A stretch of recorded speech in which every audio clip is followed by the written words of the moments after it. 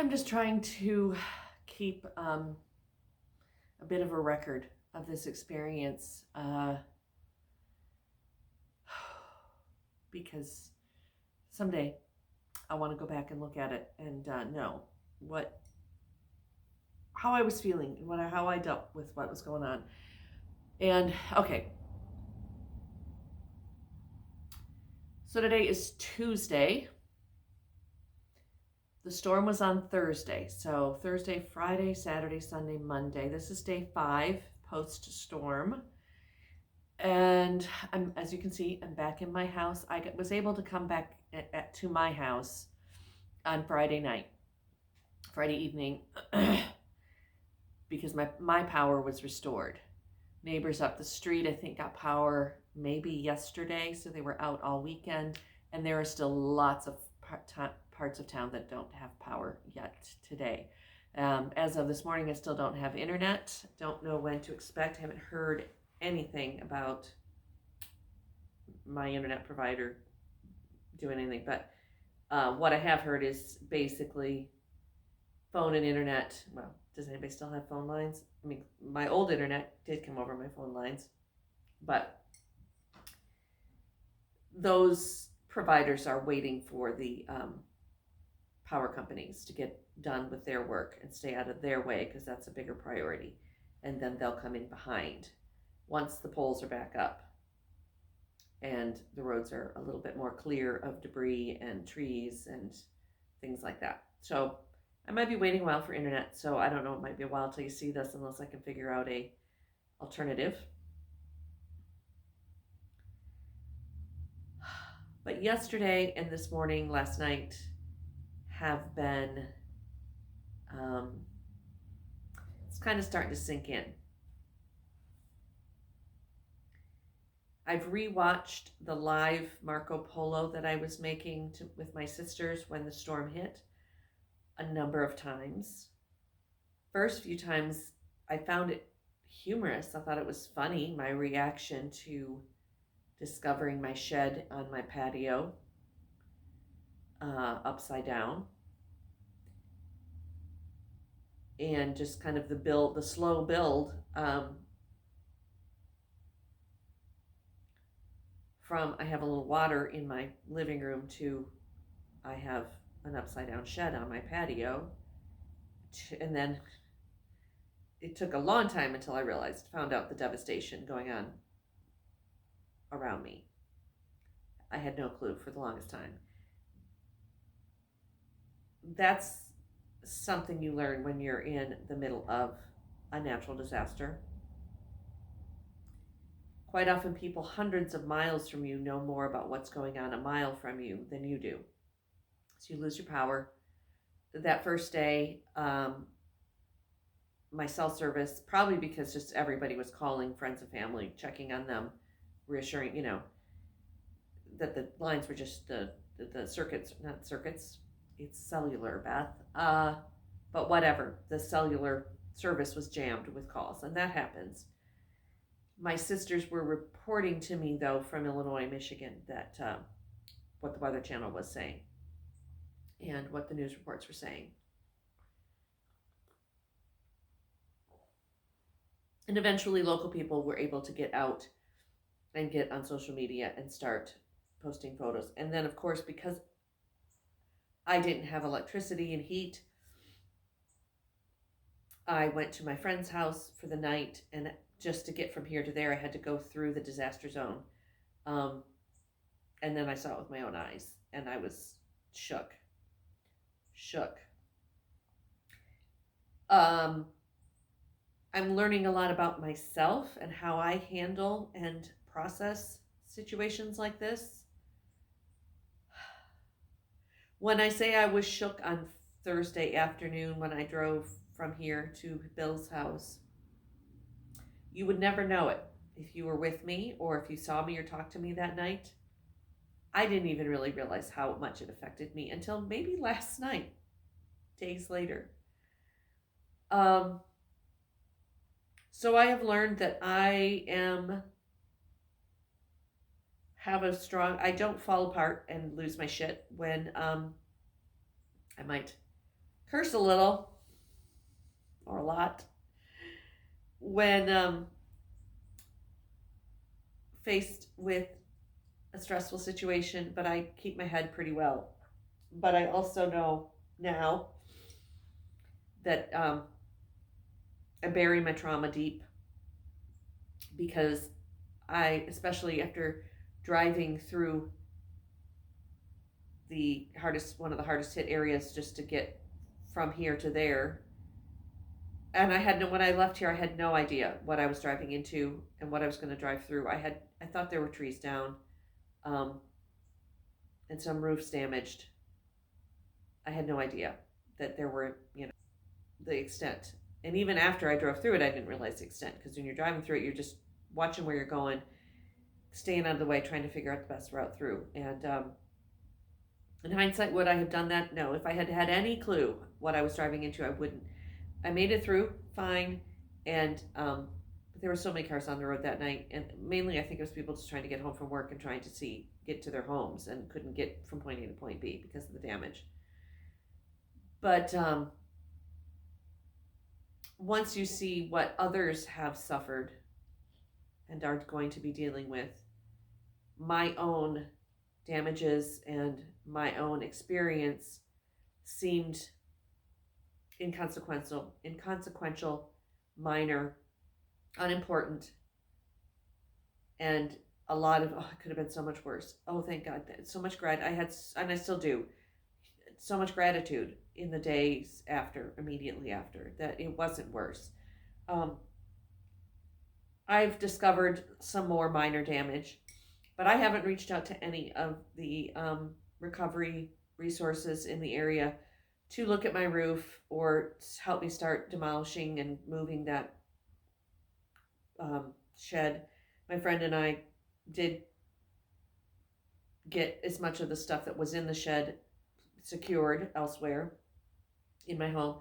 I'm going to have a lawnmower in my front hall for the foreseeable future because I don't have any place else to put my lawnmower.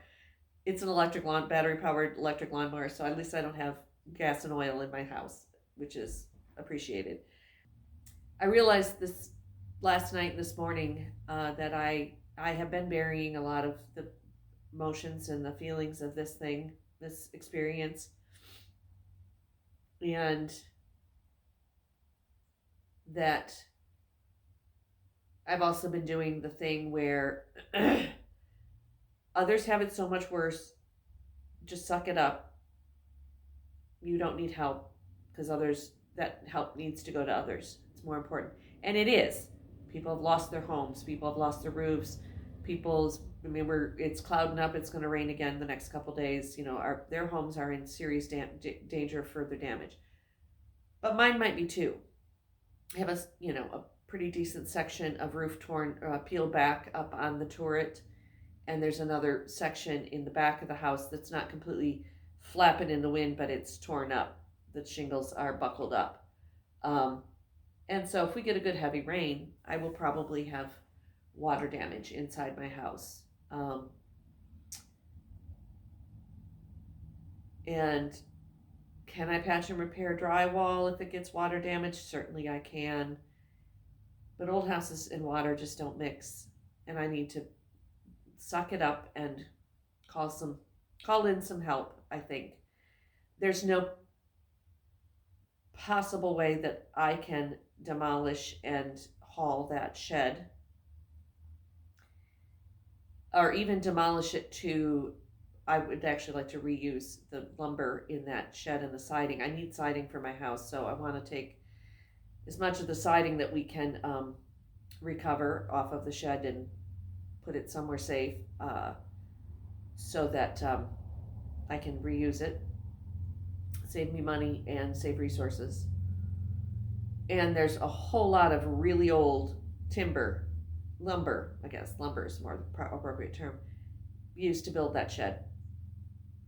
What fell apart were the nails holding everything together. The lumber itself, well, except for and the fact that the lumber around the base of the shed itself had rotted. There was a lot of rot there. But the reason the roof came off is just the nails gave out, and not that the shed itself Each four walls of the shed are still completely. I could probably have it rebuilt just from what's there with very few minor, possibly. I don't know. I'm not a construction person.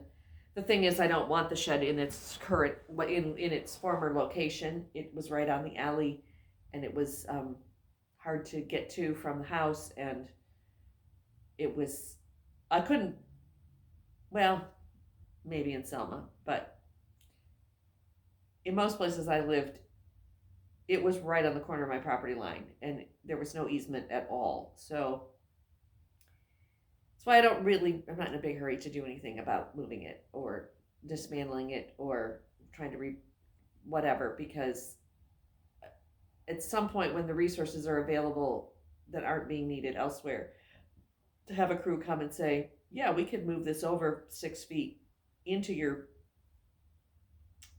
onto your property more proper, or even around the other side of my property where it could be more useful, um,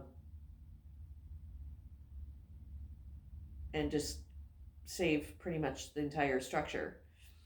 Uh, but I need a bigger shed. That's the bottom line. So I don't know. I haven't figured. I have so many million thoughts. It's gone around and around in my head, and I haven't heard back. Maybe today I'll hear something back from the insurance company. Holiday weekend and everything. Um, yeah, I'm just kind of rambling because I just need to get all these thoughts out of my head and record them for the future, I guess, so I can see what a rambling mess I was.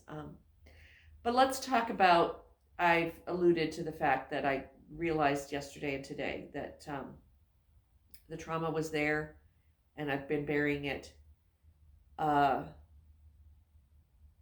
Last night I had a wave of ennui kind of hit me, and that was the closest I came, other than just when I've been talking on these videos, to really crying. And it was just kind of more of an emotional release cry than it was a shock. Or again, I cry when I'm angry,